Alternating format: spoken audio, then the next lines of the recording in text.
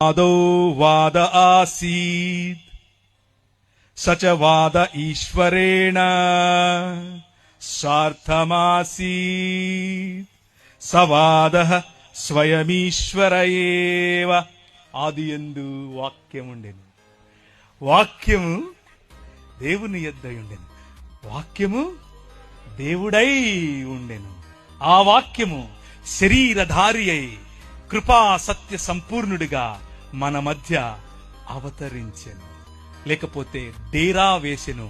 కూర్చున్న మీరు వింటున్నారు గర్వము పొగరు ధనం